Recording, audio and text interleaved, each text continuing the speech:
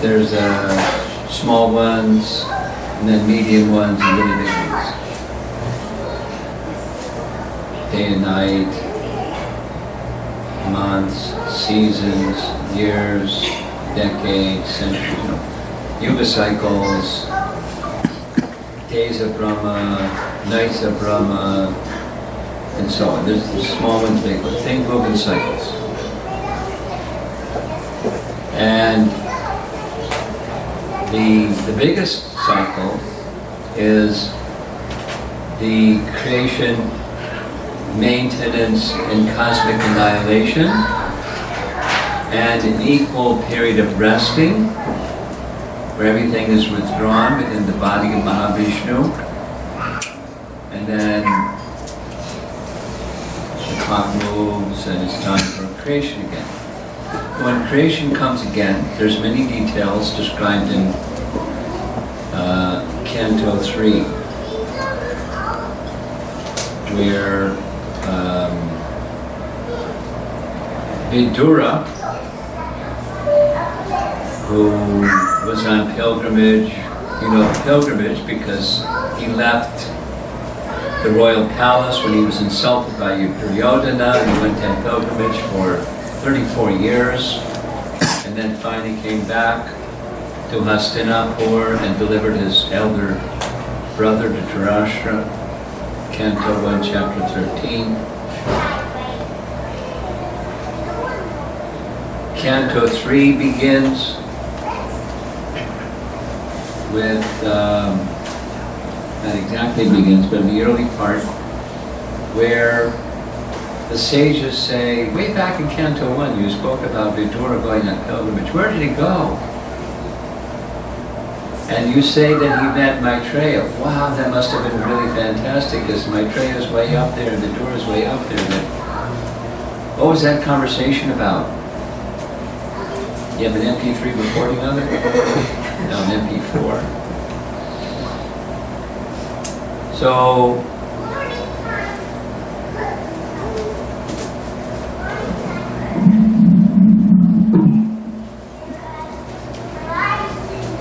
Sutta Goswami begins narrating, and part of the narration, we're now in Canto 3, is Vidura meets Maitreya. Maitreya and Vidura have this wonderful exchange, appreciating the qualifications of each. Vidura coming from the royal family, and Maitreya coming from a Brahmana family, and both eminently exalted, so fantastic appreciation of one another.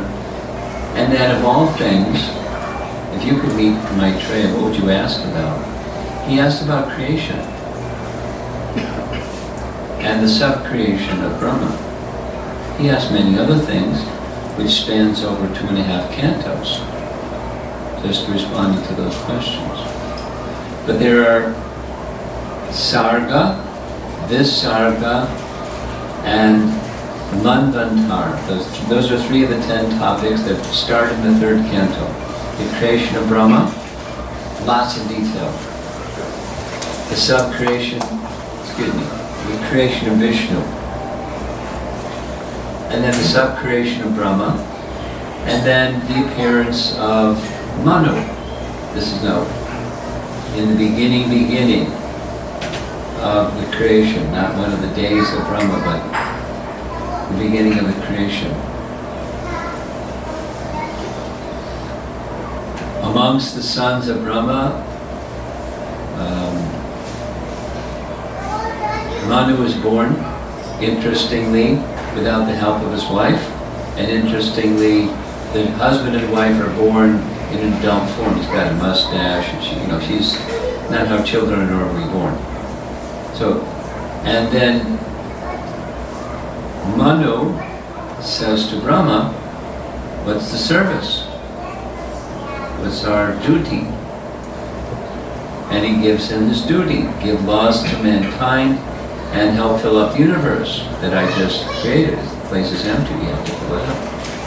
And there's all the varieties. And so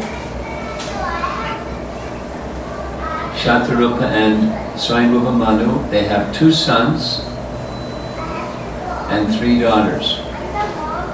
And one of those daughters is discussed first in Canto 3. Devahuti, this babbling child, is that your daughter? You don't recognize those. So, Devahuti, and then even before the marriage of Devahuti, one of the sons of Brahma, there's a number of sons, Kardama is one of them. He goes off to the forest under Brahma's instruction to prepare himself to create good praja. He does that, but he's a Shuddha Bhakta, and when Vishnu appears and says, I'll come as your son. And by the way, your wife, you need to have a wife in order to have a son, and in 2-3 days she's going to come right here into the forest and just say yes. She'll come with her father. It's a very simple marriage arrangement. They don't always work so quickly. So there's marriage and 9 daughters. 9 daughters are given by Brahma's say-so to the other sons also to produce praja. The son is born. Long discussion. Kapila Dev instructs Devahuti, the Sankhya philosophy. Big section in Canto 3. So I'm mentioning this because Dhruva Maharaj comes in Canto 4. It's just a picture of who is Dhruva. So several other things happen at the beginning of Canto 4, and Canto 4, Chapter 8 is where we're going to begin.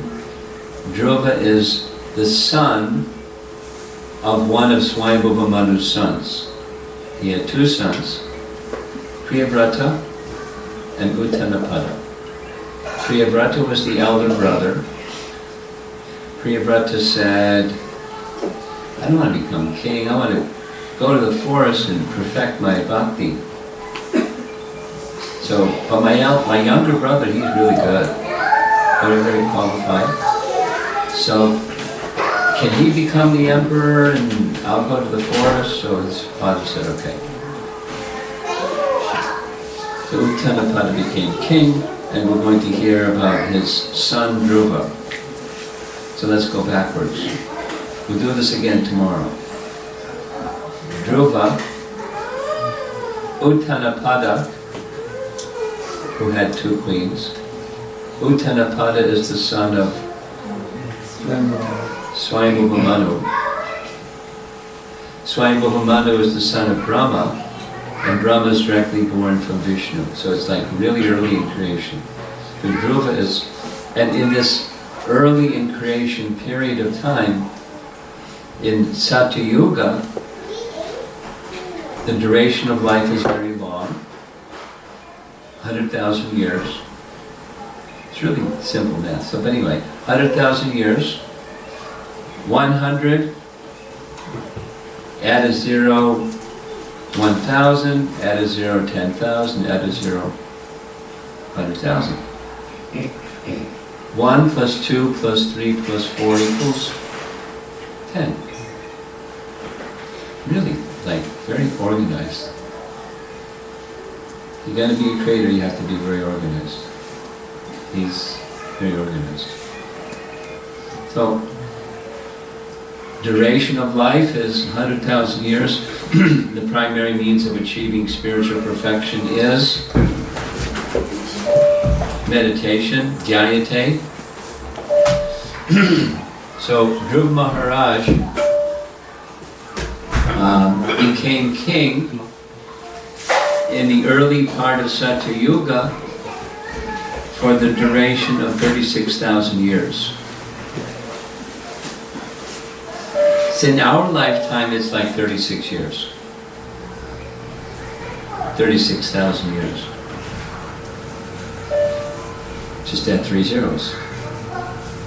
So, the most known part of Dhruva's life is his childhood, and so we'll be focusing on his childhood. That's where it begins in chapter 8. And this evening session is just an introduction to the topic.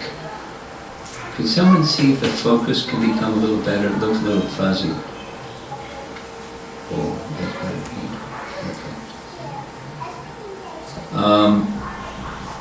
Okay, let's just, in one word or just a small phrase,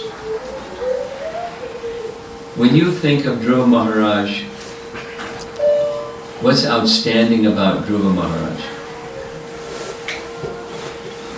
Determination. Just raise your hand, because that otherwise it gets chaotic. Yes, Brucey. Austerity.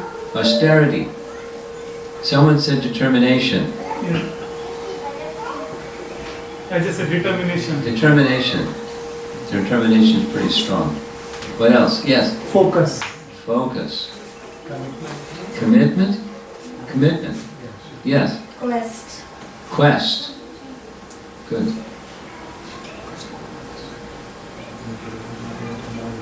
Faith. Of course, faith and determination go together. But in the chapters that cover this topic are chapters 8 through 12. It's 5 chapters.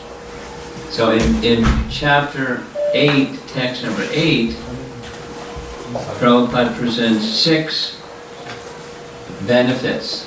Now it's not, he doesn't list them this way, but the benefits of hearing the pastimes of Dhruva Maharaj. So we're now going to discuss. This is introduction of the topic about Dhruva Maharaj. So, detachment from material possessions, because he had a big attachment. He wanted a kingdom. He didn't just want a kingdom. He wanted a kingdom better than his father, better than his father's father, better than his father's father's father. It means a kingdom better than Brahma. And he was attached. His determination was driven by, I want a kingdom. So he went from mixed devotion to pure devotion by detachment. It's part of the lesson of the whole Dhruva Maharaj story. We'll hear about this some more as we go along. And the attachment is both gross and subtle. He wanted a kingdom, but the subtle was, he wanted to get back. His stepmother offended him, his father offended him.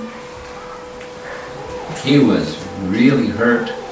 Little boy, 5 years old, really hurt, so determined to get that.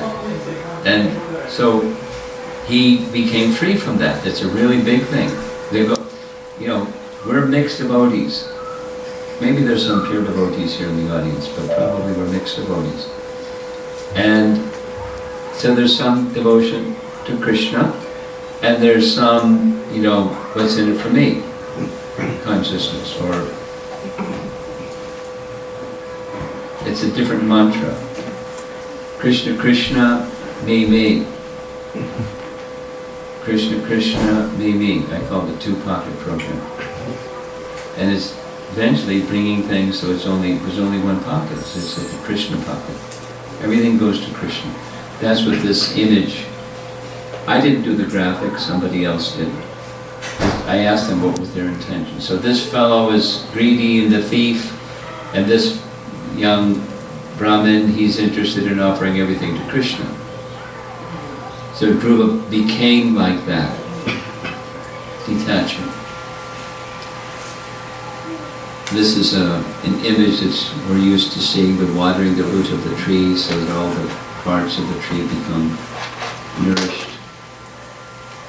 So in his case, Prabhupada writes that one's devotional service is enhanced by austerities and penances. Now we can't do what Dhruva did. Here's what Dhruva did. So that's not our austerities and penances. We'll hear about it as we go along, what exactly he did. But he's a role model for, let's say for us. Gosh, be vegetarian.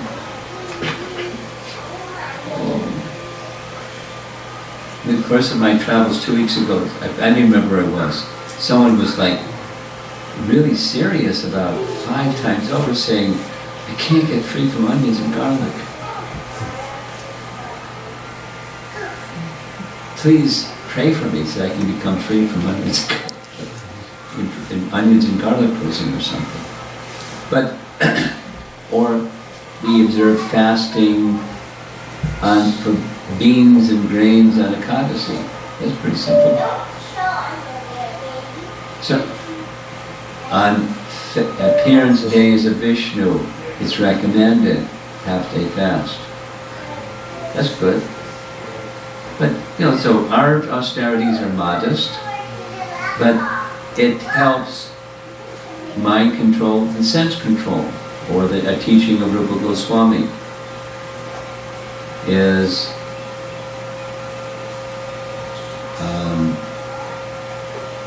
it's very difficult to realize the personality of Godhead, but one can by controlling the tongue. You can control the senses by controlling the tongue, and then it becomes possible to realize the personality of Godhead through devotion. So we have to control the tongue. And anyway, so there's other teachings. Austerities of body, austerities of mind, and austerities of words. Chapter 17, text 15. Krishna gives this instruction, austerity of speech. Speak palatably. Speak the truth palatably. That's a whole topic. But it's an austerity of speech, austerity of mind, austerity of body, and that will help us strengthen our devotional service. So Dhruva was pretty extreme. He realized the personality of Godhead in 6 months. He was on the fast track. And capacity, very exceptional. So the next, improvement of faith.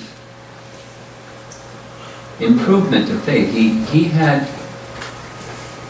faith in Vishnu simply from the words of his mother. Tomorrow evening we're going to hear a lot of good things about his mother. She was supermodel. She instilled in him faith in Vishnu. It's not like he didn't have anything before, because he was from a family that had lots of devotion to Vishnu. And his grandfather and father and grandfather and great-grandfather. Devotion to Vishnu. So he wasn't unaware of it. But gradually his faith in Krishna grew, and then Vishnu came to him. And that's another elevation to the transcendental platform of devotional service, that he went from mixed to pure devotion. A famous verse quoted in this, it's in this purport. Let's say the verse together if you know the verse. Yasya devikra bhaktir yatha devi tatha guru tasya te bhakti karyartha prakashante mahatmanaha. Interesting translation. The meaning of scripture is revealed to the person who has devotion to Guru as much as he has devotion to the Lord. And the Upanishads is the source. It is commented by Madhvacharya on this verse quoting commentary on Brahma Sutra or Vedanta Sutra. Bhakti brings one to the Lord and shows the Lord. That's what happened. Dhruva saw the Lord within his heart in meditation, and then the Lord appeared before him. There's details we'll hear, but bhakti is such a process. The heart becomes pure, one becomes fixed in devotion to the Supreme, and he'll appear, if he so desires. A comment here is that particularly Rupa Goswami says the form that appeared before Dhruva was Prishnigarbha. Thank you. Now those of you that know the whole Janmashtami pastime of Krishna's appearance, when Krishna appeared in the prison house of Kamsa, Vasudeva offered his prayers, Devaki offered her prayers, and then Vishnu speaks. And when Vishnu speaks, he says, "You pleased me very much. Previously, as Sutapa and Prishni, you underwent severe austerities in Satya Yuga to have a son like me. I appeared to you in this very same form, and I told you, you pleased me very much by your austerities, and I will appear 3 times. And first it was in Satya Yuga as Prishnigarbha. So Rupa Goswami says this is the form of Vishnu in Satya Yuga that appeared before Dhruva also. Now Prishni and Sutapa, they come later, chronologically later, but this is the form that Lord Vishnu showed. And Rupa Goswami gives scriptural references and includes, there's this Laghu Bhagavatamrita, that's one of Rupa Goswami's books, and it's the focus, it's a really thick book. Have you seen? It's a BBT publication, like really thick. It's just describing the avatars of Vishnu.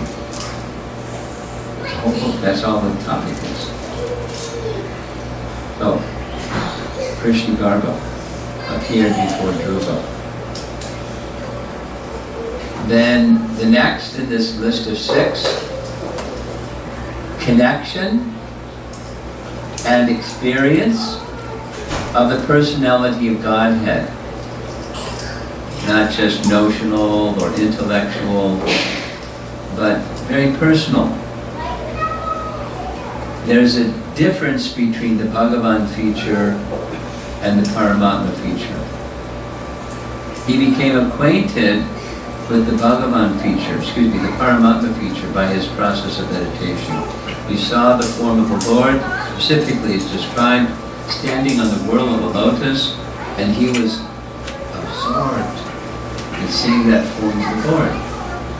Several things happened, that form suddenly disappeared, and he was startled, and he opened his eyes, and there was Lord Vishnu standing before him.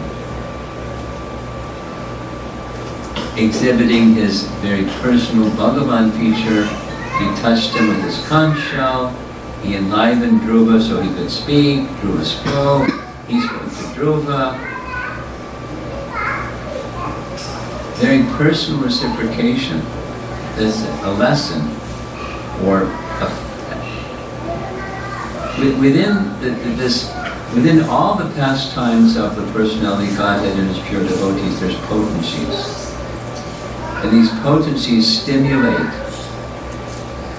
love for the Lord by identifying him, identifying his qualities, but the potencies inherent within the sound vibration, just by hearing the sound vibration.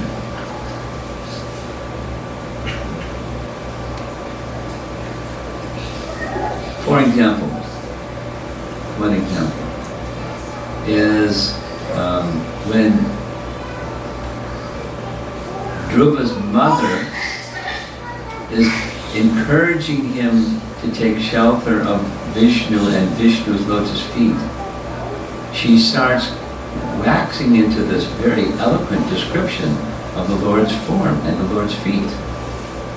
And it's a meditation. It's a stimulation of ecstatic love, just to hear all those features of His form. That's what Rupa Goswami's teaching says. And so that's what the Bhagavatam is doing. And the pastime is showing us that Vishnu is not just an abstract notion.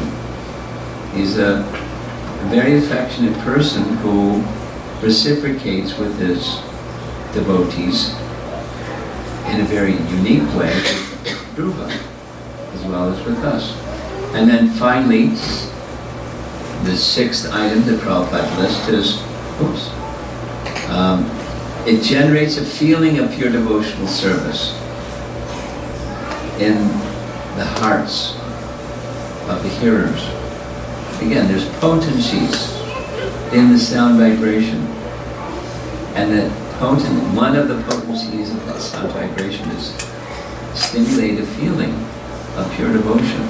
So we're in this mixed, as was Dhruva, and he went through steps. We'll hear about it as we go along, to go from mixed to pure. So it's a roadmap how to get to pure devotion.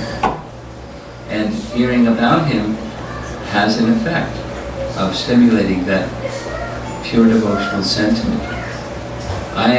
There are many other, besides that list of six. I decided to identify 2 additional lessons. One is found in Canto 11, Chapter 14. This is the Uddhava Gita section of the Bhagavatam. Krishna is speaking to Uddhava, and Krishna says, only by bhakti with full faith can the devotees obtain me. And the commentary of Vishwanath is, this is shown in the histories of Dhruva and Prahlad.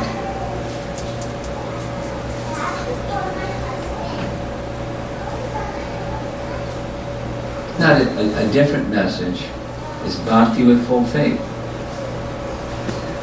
You can attain directly the association of the personality of Godhead. And there isn't another way. Another message is, by the association of bhakti, like a touchstone, the body made of the 3 gunas becomes free of the gunas. This is a direct quote from Vishwanath. It has to do with the section of this pastime where Dhruva is getting ready to ascend to the Vaikuntha Vimana that was sent to take him to the spiritual world, to Dhruva Loka. And as he's stepping on the Vimana, his body becomes brilliant like a sun and golden in color. And the Acharya's description is, it's not, in some cases the soul leaves the body and manifests a spiritual swarup. In Dhruva's case, as happened with the Pandavas, according to the Bhagavatam, his body became fully spiritualized. He still looked like he looked like. And his body became fully spiritual. And it's in that body, freed from the gunas, that he went to the spiritual world. And when he went to the spiritual world, so did his good mother Sunditi.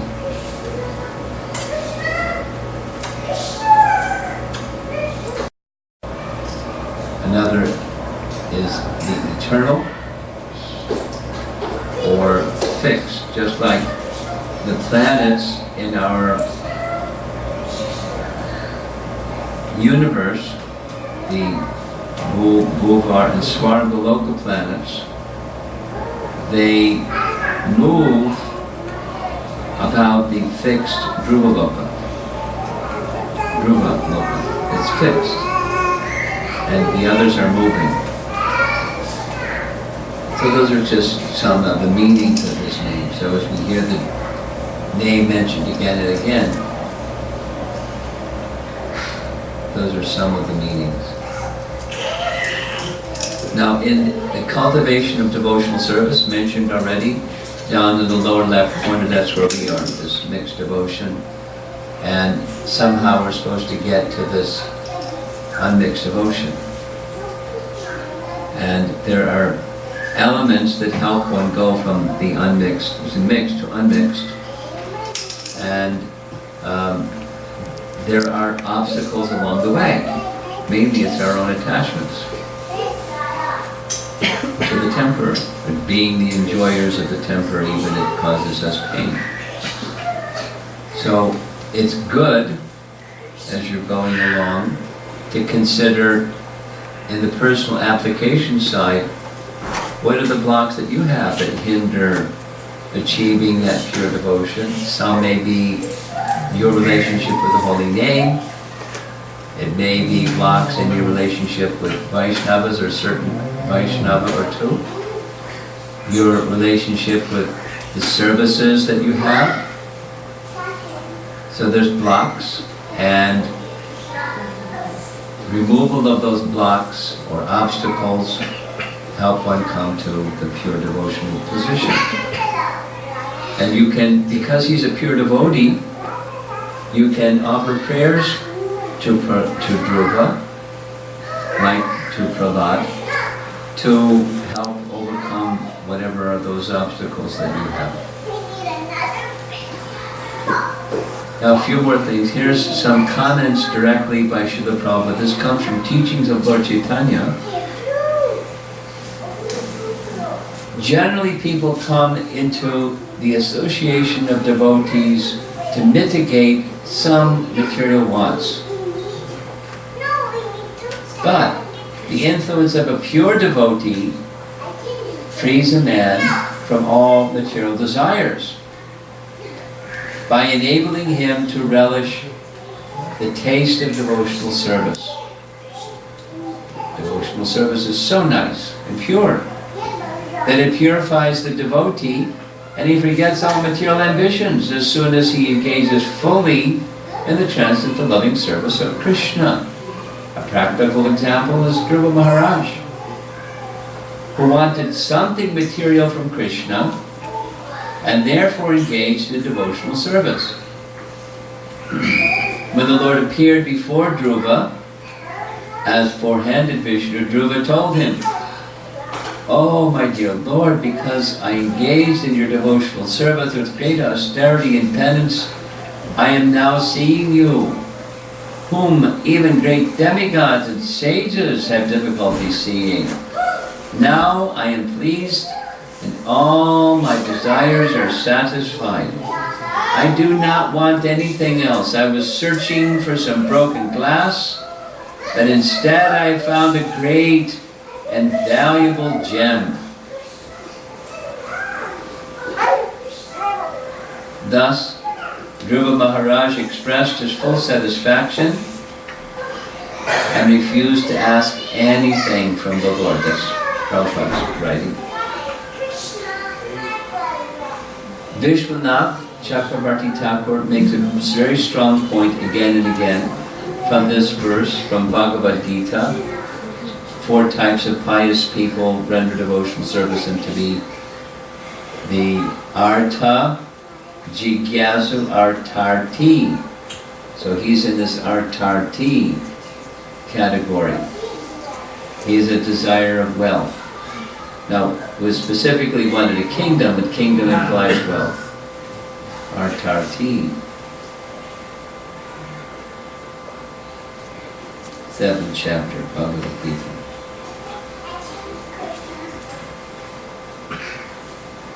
Another reference is here, Canto 5, Chapter 19.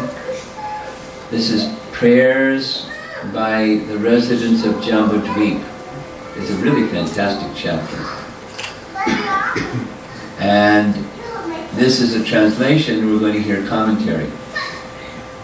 Whenever Krishna is requested to fulfill one's desires, he undoubtedly does so, but he does not award anything which, after being enjoyed, will cause one to petition him again and again to fulfill further desires. When one has other desires, but engages in the Lord's service, Krishna forcibly gives one shelter at his lotus feet, where one will forget all other desires. So you better watch out. Because we all have other desires.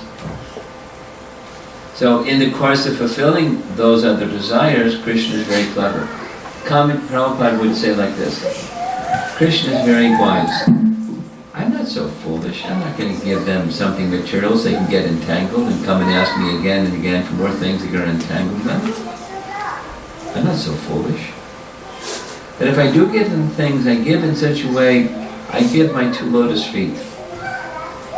And when they have my 2 lotus feet, they're no longer going to want those other things. So here's another reference. Those of you that like Srimad Bhagavatam, you know about Sudama Brahman. Sudama Brahman was a school friend of Krishna. When they went to school together, little boys. The school of Sandipani Muni. And then after Krishna learned everything in just a short time, he went back to to Mathura. And later Krishna married 16,000 wives, and Sudama married one. He lived as a very poor Brahmin. He went at the request of his good wife to see Krishna.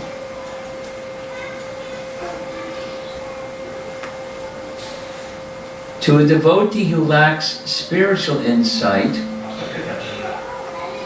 the Supreme Lord will not grant the wonderful opulences of this world, kingly power, and material assets. Indeed, in His infinite wisdom, the unborn Lord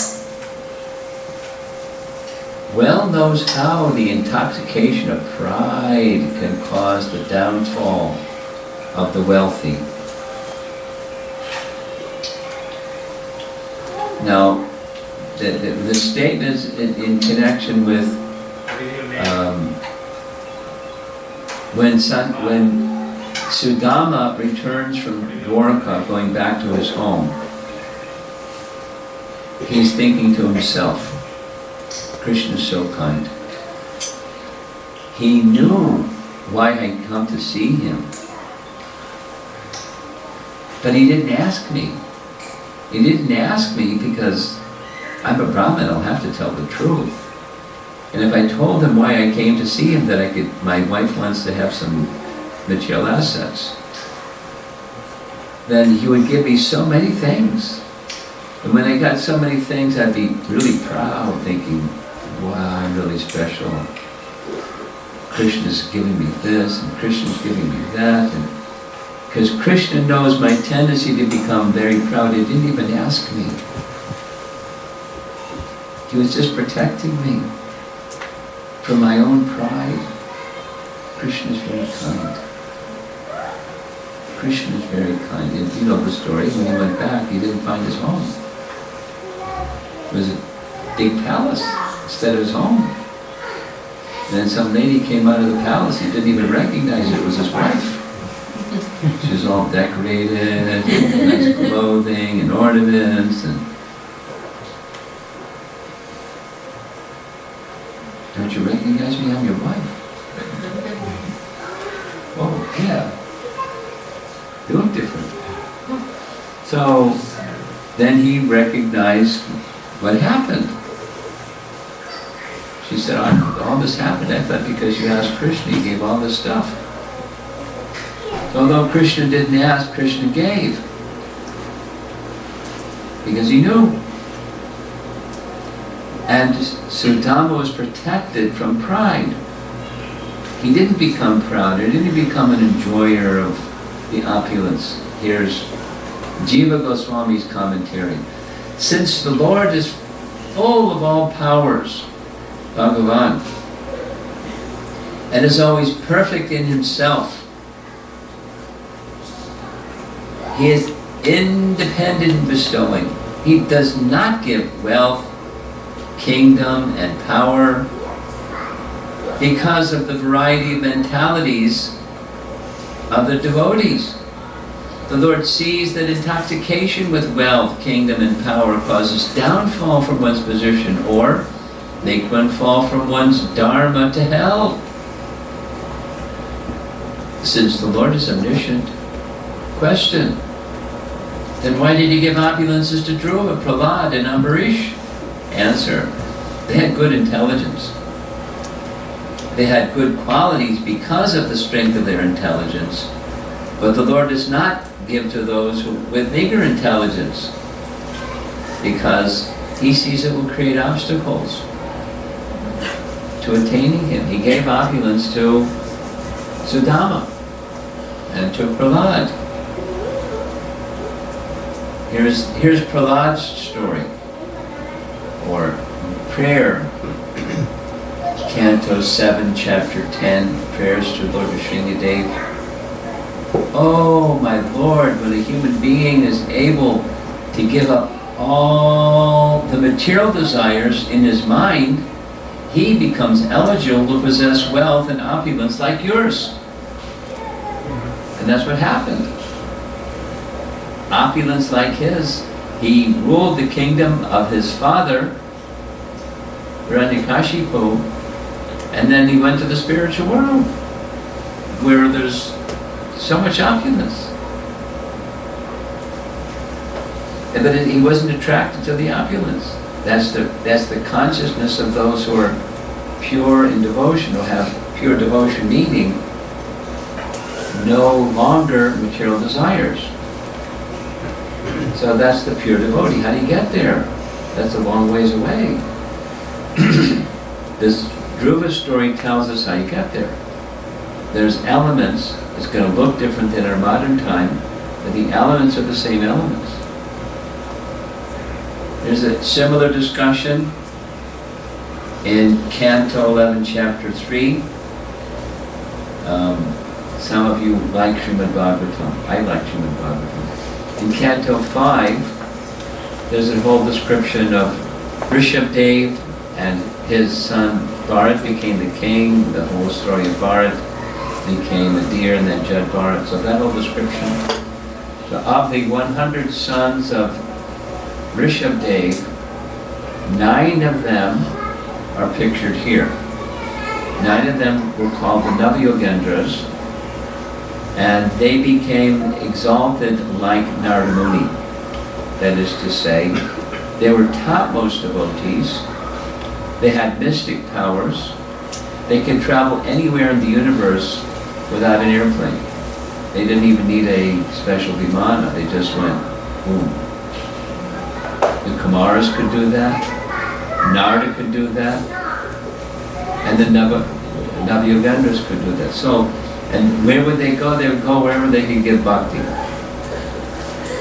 That was what they were looking for. So they came one time to a place where Maharaj Nimi was performing a sacrifice. Here's the brahmanas and his ministers. And just as the sacrifice was about to begin, descending from the sky were these 9 celestial beings. Very effulgent. And the whole yajna stopped. Now those that know about rituals, once you start a ritual, you don't stop. Like you're doing deity worship, you don't stop your deity worship and go do some other stuff and come back and finish your deity worship. Or chanting Gayatri, you don't like start your Gayatri, oh I gotta do something, you go do something. And when you do rituals, you don't stop. He stopped. He stood up because it was ultimate purpose of the ritual. And he said, I don't know who you are, but you're obviously special personalities, and I'm inspired to ask you certain questions. And so he asked a whole bunch of questions. And different ones of the Navyugendras responded. And Sri Antariksha responds in chapter 3, saying this: when one seriously engages in devotional service to the personality of Godhead, fixing the Lord's lotus feet within one's heart as the only goal of life, one can destroy the innumerable impure desires lodged within his heart as a result of one's previous fruitive work within the three modes of material nature. That's where those desires come from. When the heart is thus purified, one can directly perceive both the Supreme Lord and oneself as transcendental entities. Thus, one becomes perfect in spiritual understanding through direct experience, just as one can directly experience the sunshine through normal, healthy vision. These are scriptural statements to help us understand the Dhruva story. He went from covered or mixed to not covered and pure devotion through the bhakti process. Here's Vishwanath Chakrabarti Thakur's comment on that verse, that the perfect stage of devotional service can be observed in the activities of such great devotees as Dhruva Maharaj. Dhruva Maharaj approached the personality of Godhead desiring a political adjustment on the material platform, but when purified by chanting the holy name of God, Om Namo Bhagavate Vasudevaya, Om Namo Bhagavate Vasudevaya. One more time. Om Namo Bhagavate Vasudevaya. He felt no further need for material sense gratification, as stated in the first canto of Srimad Bhagavatam, Janiyatiyashu Vairagyam. That's a celebrated verse many devotees know. Let's say it together. Vasudeve Bhagavati. Vasudeve Bhagavati. What's the rest? Vasudeve Bhagavati Bhakti Yoga Prayotatyaha Janiyatiyashu Vairagyam Jnanam Cha Yad Ahaitukam. But Jnanam Cha Yad Ahaitukam, knowledge arises ahaitukam, spontaneously, from bhakti. So one who becomes immersed in bhakti, knowledge arises. It's already there, it just was covered, forgotten. And we can understand things that we actually know but forgot because they're covered by the bhakti process. And that's what the Dhruva Maharaj story tells.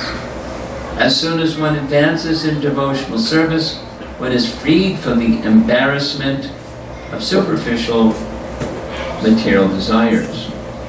So we struggle with material desires, trying to fulfill them, or finding unhappiness instead of happiness by pursuing them.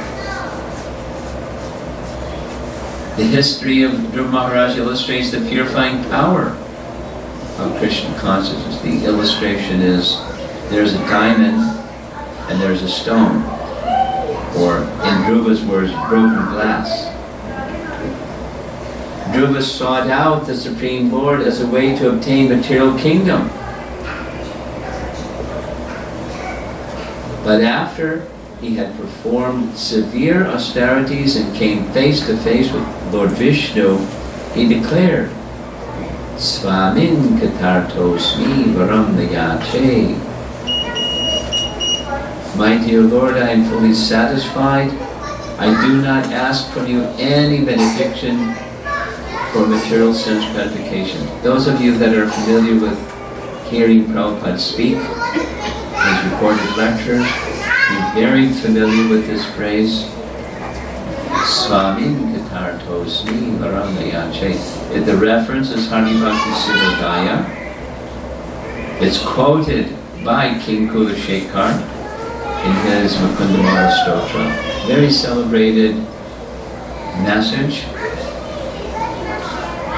Even if we are mixed devotees, not even if, since we are mixed devotees, and we approach the personality of Godhead to help get us our material desires fulfilled.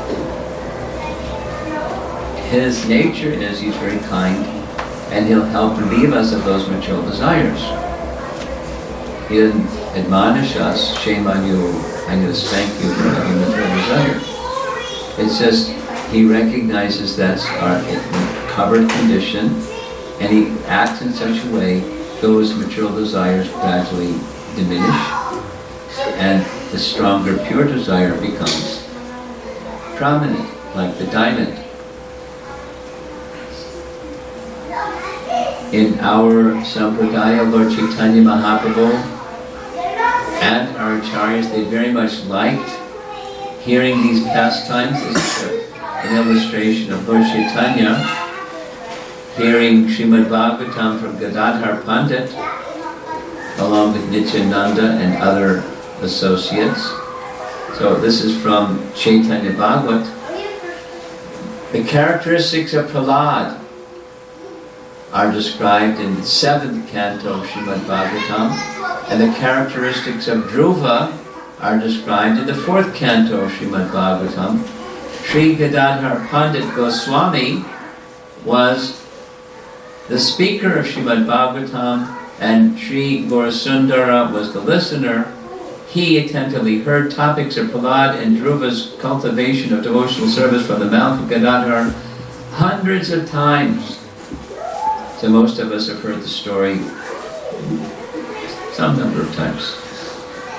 But the Bhagavatam's message is like sandalwood. Some of you probably have made sandalwood paste. Here's how you make sandalwood paste. You just need 4 things. A piece of sandalwood may be the size of your fist. That's 1. A flat stone. That's 2. And a little bit of water, not too much. And moving in a circular motion, reciting your favorite slokas or chanting Hare Krishna. And keep doing that. And over a period of time, that piece of wood becomes paste. But it becomes very fragrant. The fragrance is there in the wood, but it comes out by doing this. And applying it becomes a very cooling effect. So reciting Bhagavatam again and again is like making sandalwood paste. Again and again, no problem. Again and again.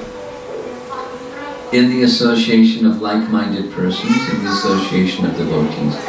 That's one of the benedictions that comes in the 12th chapter, spoken by Maitreya. So it's in our line. Lord Chaitanya liked hearing. Here's the 12th chapter. The great sage Maitreya recommended one should chant of the character and activities of Dhruva Maharaj both in the morning and the evening. At least we're doing it in the evening. With great attention and care in the society of brahmanas or other twice-born persons. Almost done. Here's Prabhupada speaking, writing about Queen Kunti, in relation to Queen Kunti. It's actually he spoke this. When Dhruva Maharaj was undergoing penance and meditating upon the form of Vishnu within his heart, the Vishnu form suddenly disappeared and his meditation broke. Upon opening his eyes, Dhruva Maharaj immediately saw Vishnu before him.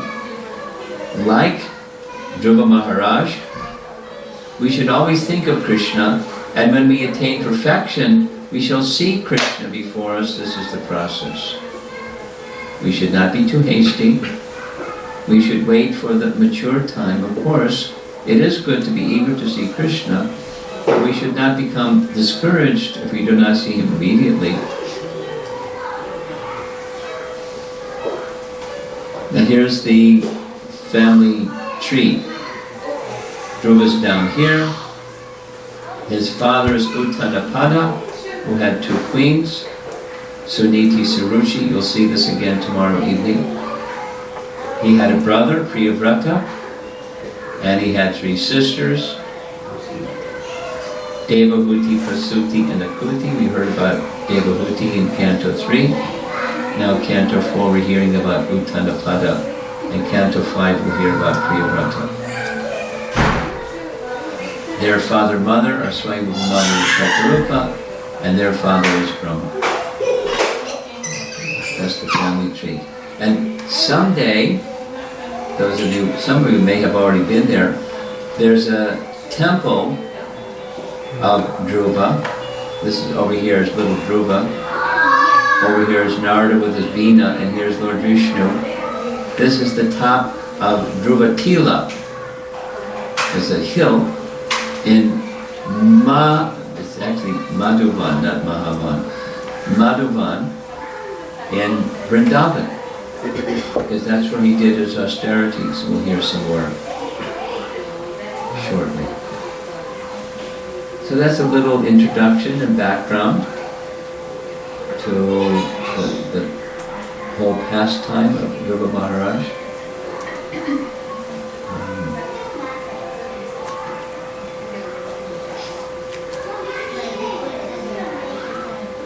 I just came from here. Before here I was in New Jersey. And every year in New Jersey around the Thanksgiving holiday, we conduct a seminar. I've been doing that for some number of years. This time it was Dhruva. 13 parts, maybe 30-something hours, 35 hours of speaking on this topic. What to speak of preparing. So I took a deep plunge in the ocean of these benefits of hearing the Dhruva Maharaj story and then doing it again.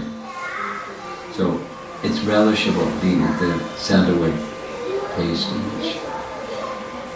again and again and again and again and again and again.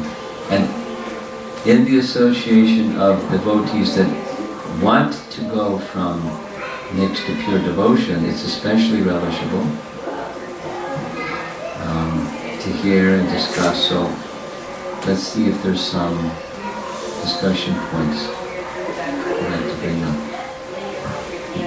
Hit the light switch.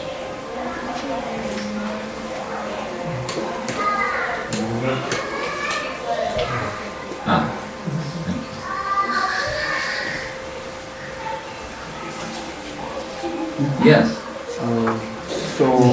Hare Krishna Maharaj. So, when you explain the Paramatma feature and Bhagavan realization, like what, even though the Paramatma realization yogi sees the Lord within himself, so why do we say that it's still it's lesser than Bhagavan realization? It's not complete.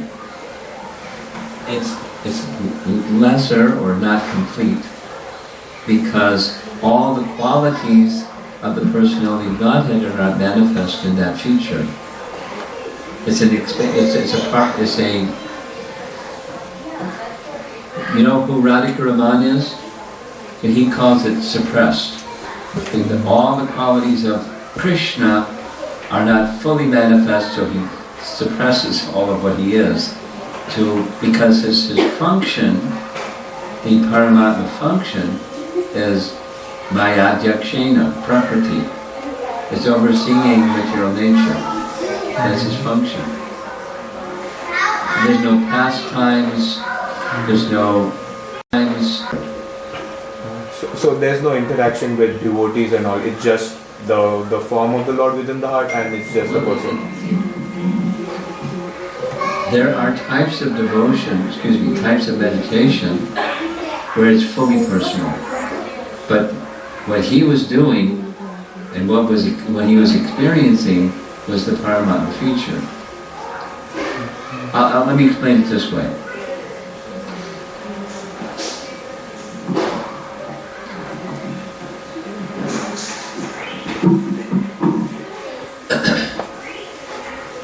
According to Jiva Goswami, in his commentary on Brahma Samhita,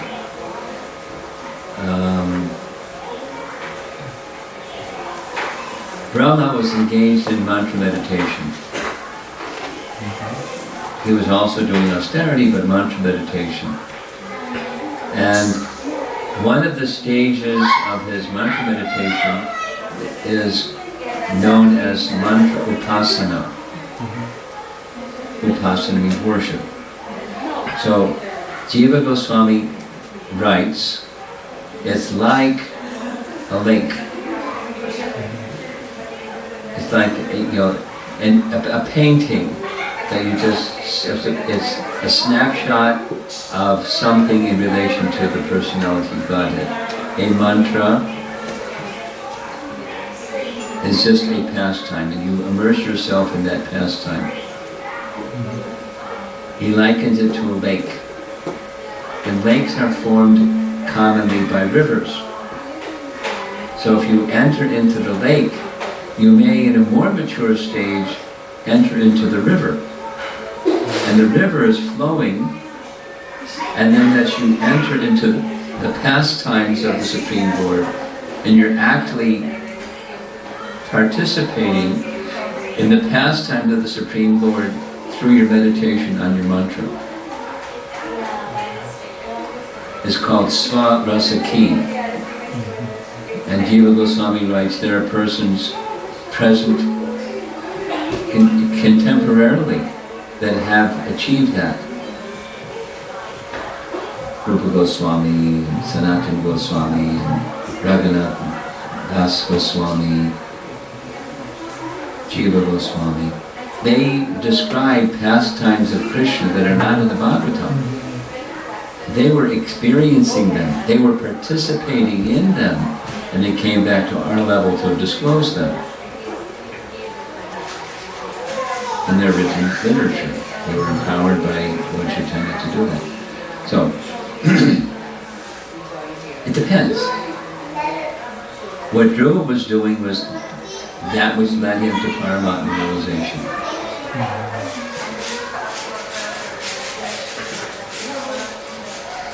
It's described by the Acharyas. You stay tuned and we'll hear some more. There's a personality Godhead in the spiritual realm, Vaikuntha realm, in Svetadvip. He took compassion upon Dhruva. He's a little boy. He's really going at it, and let me show him special mercy. He wasn't wanting the special mercy. He wasn't wanting the Lord's form and interaction. He just wanted the kingdom. So he gave him special mercy, and thus the Bhagavan feature matured. But it can be, let's take the teachings of Kapila. It's also meditation. So that's the age. The Yuga Dharma is meditation. But the meditation described by Kapila Dev takes one into the realm of bhakti. And that is the Bhagavan feature. Bhakti is in relation to Bhagavan, not just meditation and Paramatma. So it depends on the teacher and the teachings and the association and the Lord's mercy. So if I can ask further, so now that you mentioned that it depends on the teacher and the person who practices it, in what way the Paramatma realization will be ineffective, it will be effective. So if a non, if it's not so. Excuse me for interrupting the frame of your question, because the frame of your question is a little misleading. There are variables, yes, and you mentioned some of them, but it's very fluid and dynamic. In our case, Just to keep it really simple, we're followers of Rupa Goswami, and he's taking us to Braja Bhakti, because Lord Chaitanya is taking us to Braja Bhakti. So whatever meditation we do, that's where it's taking us. Although we don't necessarily know what Braja Bhakti is. We're like, I want to be a good person. I don't like to suffer so much. Yeah. I want to be happy. So that's an example of where the teacher and the teaching and the descending mercy comes into the life of the practitioner. When they're not necessarily, like Dhruva, seeking Bhagavan realization and interaction with the person who is seeking broken glass. So, keep going with your question. So when devotees who like the Ashtanga yoga, and when they have those practices and they get perfected, those don't necessarily turn into devotion. Right? Correct. It depends. And one more question on the same part, like. And Patanjali. Pardon? Patanjali. Yeah. Yes. So one more question on that part, where you said that Vishnu had special mercy on Dhruva, that's why he showed his form. So we also hear that if that intent is also important when we do our devotional practices. Oh yeah. So the people who don't have intent, they also get engaged into devotional service. Well, so how does that play into picture? Well, it's two things. The intent is there at the soul level. Covered, but at the soul level. That's a fundamental teaching of Rupa Goswami.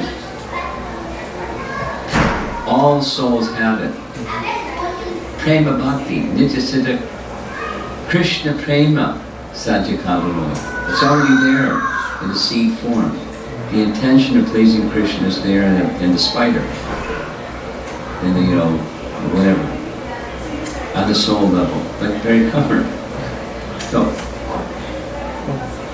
Bhakti helps to bring it out.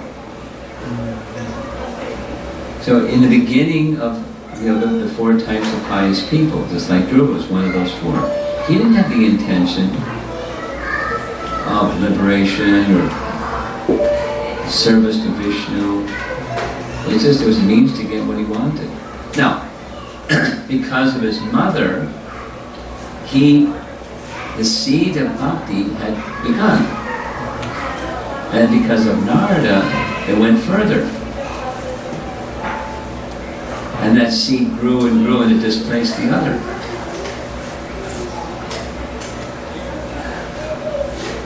And it's not a cookie cutter thing. It's not like everyone is going to happen the same way. There are stages, and they're reasonably repeatable stages. But it's going to look a little different because we're all different. The circumstances are different. Our spiritual trajectory is different. Thank you, Maharaj. Yes. So my question is that the grahasthas, like I'm talking about myself, and Sure. those who are And all the karmis, rest of everybody in the room. yeah, so we are on the path of Mishra Bhakti, at least trying to do Mishra Bhakti. Not trying to do, you are. Yeah, okay. So is there a hope for us to Yes. become pure devotee? Or? Yes. Not only hope, that's the gift that's being given to you. Just accept it.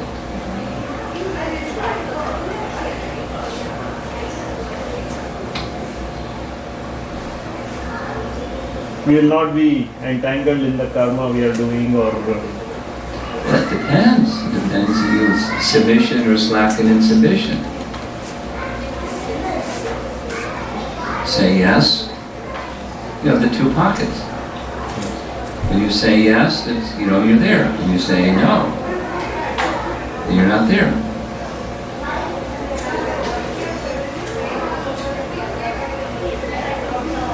So we have to leverage things and that's one of the sections. Moving the fulcrum. Moving the whole. That's one of the sections in this whole presentation. And the effectiveness, there's an image at the beginning. So, a children's seesaw. Now we call it a teeter-totter, but it's anyway, a seesaw. So there's a board, and there's a fulcrum. And the fulcrum for spiritual elevation requires a mind that's fixed. So where our mind isn't fixed, so it's tough. Therefore, this austerity helps fix the mind and control the senses to some degree. And then here comes the spiritual instruction. So when the spiritual instruction goes down, consciousness goes up. But you have to have the fulcrum in place. You have to have a mind and senses that are directed towards something higher. Now in Dhruva's case, his mind and senses are directed towards I want a kingdom. But he controlled his mind and senses to get that kingdom and turned to Vishnu to get it. Not anywhere else. His mind and his senses. Then came this spiritual instruction. His mantra, particularly. There's many other things. Worship of a deity form are described in detail by Narada to Dhruva. So he did multiple things in addition to the austerities and so forth. But that he was following instructions with faith, great faith. He had all faith in Narada and his mother. So his consciousness went up and material affinity slackened because his consciousness went up. He wasn't trying to get rid of this, I want to get rid of the idea of having a kingdom. He didn't even try for that, it just went.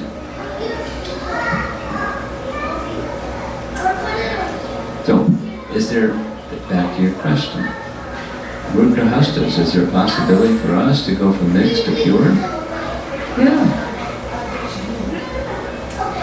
The means is being provided. And it's not, stay with this and you'll hear, Prabhupada says it 3 times in 2 verses. This is not just about Dhruva, this is meant for everyone. The elements are there, the potency is there, just in hearing the message, that there's potency there. And it gives us like a clue what we need to do relevant to our capacity and our modern life. We're not going to go to the forest and do what he did. It's not required. But the principles are to be understood and applied. It's doable. Hey, Bhaktivinoda Thakur had 10 children. And one of them became the next Acharya. So, is it doable?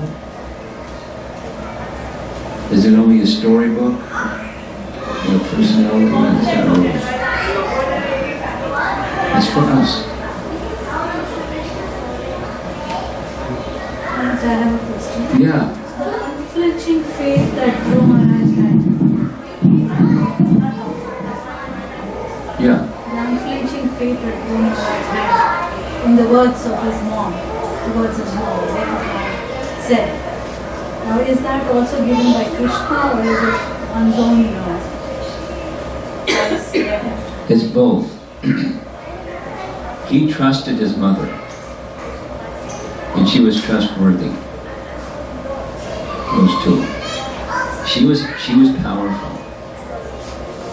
I have a lot of regard for her. She's Supermom. She's a pure devotee. So her speaking had power. And he had faith in her because she's worthy of his faith. He considered what she said, like Arjuna considered what Krishna said. Dhruva considered what she said. He took it to heart. I need to get Vishnu's favor.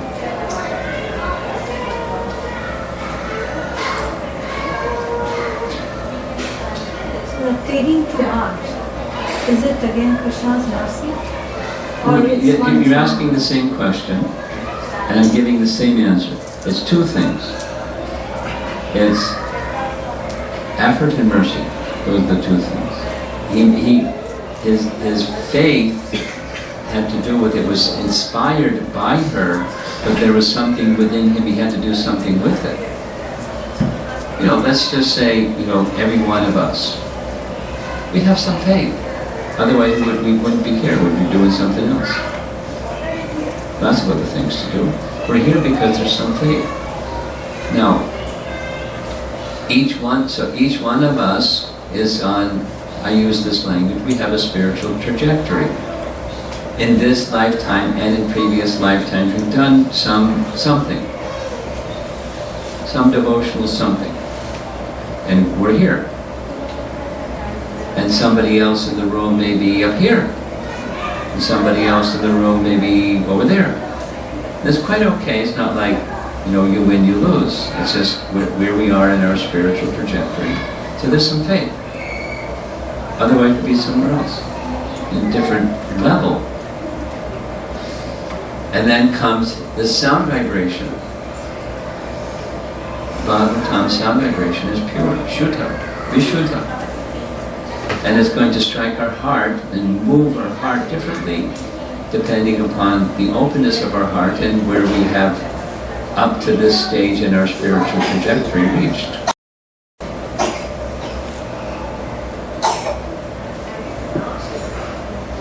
It's a combination. Faith and, mercy, something that's descending, an effort that we make. It's both. Yeah. Krishna says in Bhagavad Gita that 4 kind of people come to me, but I like what is unconditional. Whoever comes to me unconditional, I like him the most. When we know that one, keeping the desires and going to Krishna, is it right or wrong? When we know that. You know the answer. I'll say it.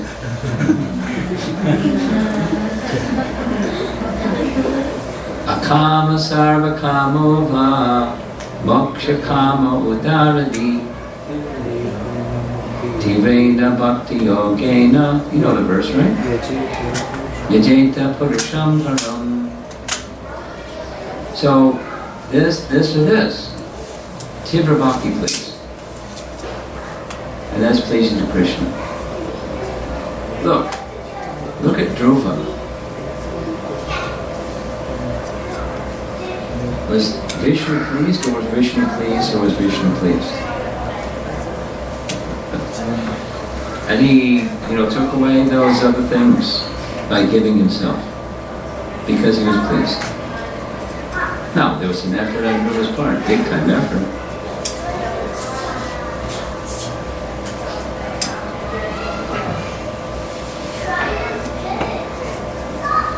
Tirena bhakti yogena yajeta purusham param.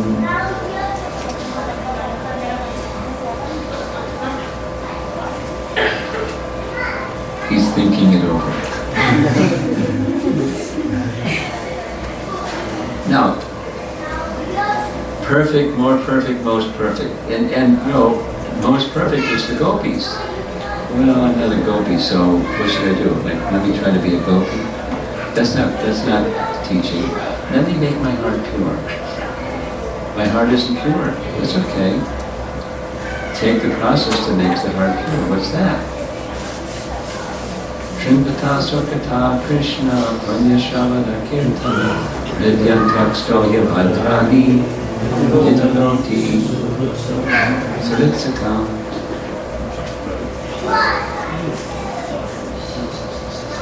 We hear Srimad Bhagavatam regularly, so here we are, hearing Srimad Bhagavatam. Yitanoti Saritsatam. Stay at it irregularly. Here's, now back to her question on faith. Jiva Goswami is one of my special heroes, and he writes in his Bhakti Sandarbha, this practice or abhyasa, the cultivation of Shuddha Bhakti, has three parts, and he draws from Patanjali. Every day. Nashta prayeshu abhadreshu nityam bhagavata sevata. So, nitya, regularly, over a prolonged period of time, with faith, is going to take me to a good place. I'm a mixed grahasta, but I can go to a good place. I have faith. I see those that very carefully follow, and I see they're becoming elevated. It works. It's not just historical. It's a very effective process. I have faith in the process. However long it takes, that's how long I'm going to apply myself. And what happens when you apply yourself with faith, you don't like graduate to something else. You just stay with it.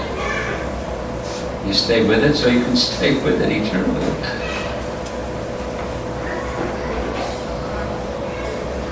That's what Dhruva says, and that's what Prahlad says. When he offers his prayers, there's 12 verses of prayers to Vishnu, and one of those 12 is, please give me always the association of devotees so it can sustain me in my devotional service. He's at that stage of perfection. And he wants association of devotees because they'll help sustain me in my devotional service. That's very humble. He can sustain other people in their devotional service. But he wants the association of such qualified persons.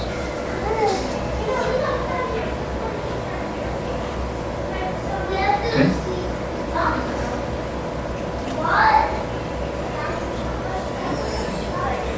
Anything on the ladies' side? Yes. So today's topic was react versus respond. I was wondering if Dhruva Maharaj's pastimes has any insight on that. Insight on? React versus respond. React versus respond. You saw that heading. I did.